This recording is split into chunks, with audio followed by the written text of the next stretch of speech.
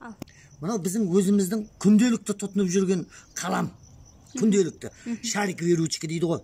Мына кеңіз қол қояйын. Мына Сюсанов деп қойдым. Мінекей. Мына ручка міне.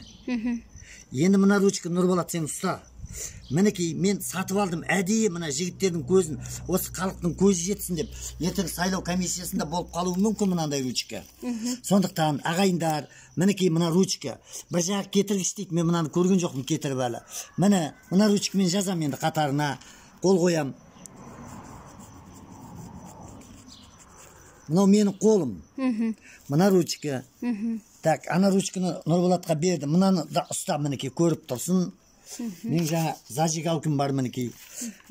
Бірінші қойған, бұрынғы ұстап жүрген ручкаға ұстаймын міне. Міне жоқ ештеңе міне.